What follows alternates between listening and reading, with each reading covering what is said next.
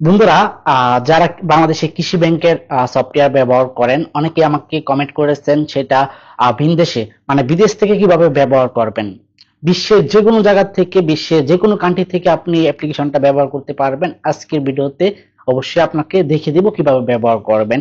এবং আজকের ভিডিওটা যদি বাংলাদেশ কৃষি ব্যাংকের কোনো টিমের কাছে পৌঁছায়, অবশ্যই একটা রিকোয়েস্ট থাকবে যে আপনাদের কৃষি ব্যাংকের যে সিইও আছে তাদেরকে অনুরোধ করুন যাতে কৃষি ব্যাংকের অ্যাকাউন্ট যারা ব্যবহার করে সেই গ্রাহকদের সাথে এরকম সিস্টেম করার জন্য যাতে বিশ্বের যে কোনো জায়গা থেকে ইউজ করতে পারে।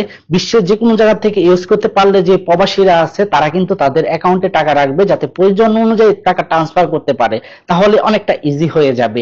সো এখন অনেকেই টাকা নিজের অ্যাকাউন্টে রাখে না যে আমি বিদেশ আছি, টাকা উইথড্র করতে পারবো। কারণ সেই প্রয়োজনে যদি টাকা ইউজ না করতে পারে তার অ্যাকাউন্টে টাকাটা রাখা রিস্ক।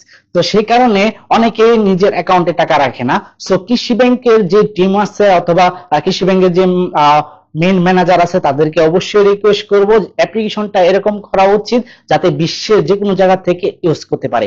আর বন্ধুরা, যারা প্রবাস থেকে বিশ্বের যে কোনো জায়গা থেকে অ্যাপ্লিকেশনটা ইউজ করতে চান, আজকের ফুল ভিডিওটা দেখবেন একদম না টেনে। তো বন্ধুরা, সর্বপ্রথম আপনাকে যেটা করতে হবে, আপনার অ্যান্ড্রয়েড ফোনটি হাতে নেবেন। সর্বপ্রথম ভালো একটি ভিপিএন আপনাকে ইনস্টল করে নিতে হবে গুগল প্লে স্টোর থেকে। অবশ্যই ভিপিএনটা যাতে বাংলাদেশি সার্ভার থাকে এবং ভালো কাজ করে সেটার উপর লক্ষ্য করে আপনি ভিপিএনটা ইনস্টল করে চেক করে নেবেন। তো আমি একটি ভিপিএন ওপেন করে দেব। ওপেন করার পর এমন একটি ইন্টারফেস চলে আসবে। তো বাংলাদেশের সার্ভারটা কানেক্ট করে নিতে হবে। বাংলাদেশের সার্ভারটা কানেক্ট করার জন্য এখানে বাংলাদেশ সার্ভারে ক্লিক করব। ক্লিক করার পর এখানে সুইচ অপশনে ক্লিক করে দেব।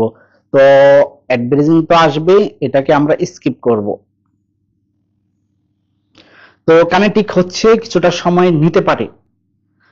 সো ভিপিএন সার্ভার বাংলাদেশের সার্ভারটি কানেক্ট করার পর আমরা বাংলাদেশে কৃষি ব্যাংকের যে অ্যাপ্লিকেশনটা আছে সেটা ওপেন করব।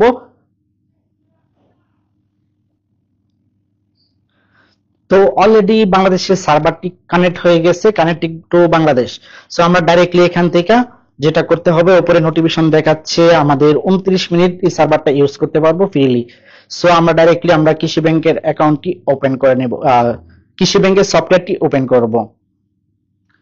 কৃষি ব্যাংকের সফটওয়্যারটি ওপেন করার পর আমাদের যেটা দিতে হবে, আমি ডাইরেক্টলি আমাদের ইউজার আর পাসওয়ার্ড দিয়ে লগ ইন করে নিতে হবে। তো ইউজার যে নাম্বারটা সেটা রয়েছে, আমি জাস্ট এখন পাসওয়ার্ডটা এন্টার করব। সো আমি আমার পাসওয়ার্ডটা এন্টার করে নিচ্ছি।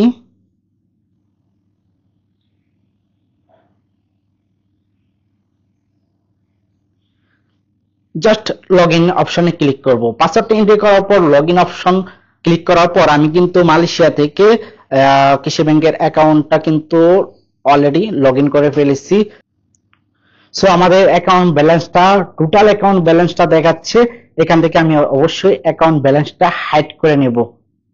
তো বন্ধুরা, এখানে আপনার ফান্ড ট্রান্সফার করতে পারবেন, মোবাইল রিচার্জ করতে পারবেন, তো এখানে বিল পে করতে পারবেন, সকল কিছু করতে পারবেন এই অ্যাপ্লিকেশন দিয়ে।